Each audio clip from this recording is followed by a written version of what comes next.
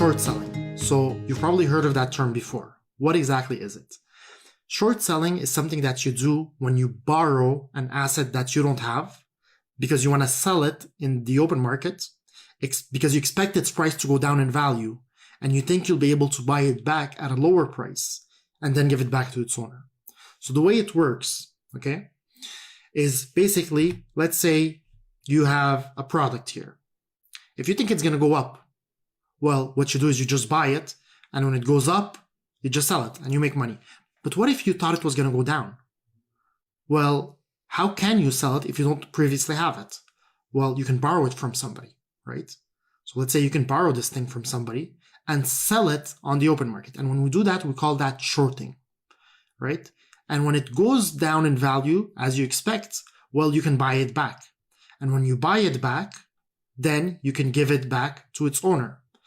And you would have made the proceeds in between. For example, if you sold this here at 136, and then it went down to 131, and you buy it again, you give it back to its owner, you just made the difference. You made the 5 cents difference. Let's have a simpler example here. Okay. Let's say you know that there is the iPhone 11 that's coming out in a few weeks. And you know that because the new iPhone is coming out, the price of the old iPhones is going to drop in value. Now, you don't have an iPhone, but you think you can make money because of this drop in value in the old iPhones.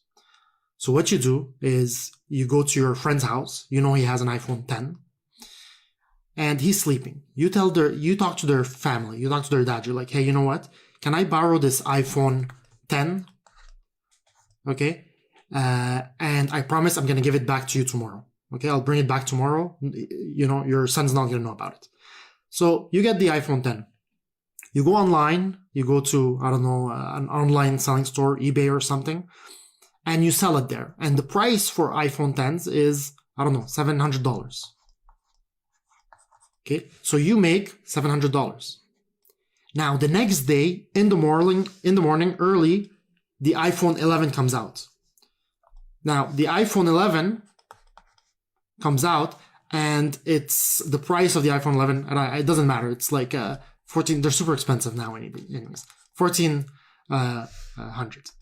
Now, because the iPhone 11 came out, the iPhone 10, its price dropped in value, and now the going price on eBay and all these other stores are 500. So you go back there and you buy this iPhone at $500. So initially you received $700, okay, when you sold it, and now you're buying another one, the exact same thing, for $500, right? So in the end, you have $200 and you still have the same iPhone, right? You still have the same iPhone. So what you do is you bring back the iPhone to your friend's house and you give him back the iPhone. Now your friend's dad takes the iPhone, puts it back in his son's pocket. Your friend never knew that you borrowed it at all, and you made $200 in profit. That's how shorting works. You borrow funds from your broker. So you don't actually borrow these things from your friends. You borrow it from the broker, right? And you're able to transact and bet that something is going to go down or go up, even though you don't even have that thing, because you're borrowing it from your broker and you're able to generate money because of that. So if we look at something, again, let's just bring back our example here on USD CAD. If you bought this at, let's say here, this price, which is 1.28, when you're buying this currency, what you're actually expecting is that the base currency, in this case USD, is going to gain in value. It's going to be stronger. And because it's going to be stronger, well, it will be able to give you more Canadian dollars in the future. It's going to be worth more Canadian. So you either think that the US dollar is going to strengthen or that the Canadian dollar is going to weaken. Because if the Canadian dollar weakens, well, you would need more Canadian dollars to give you the same $1 in US.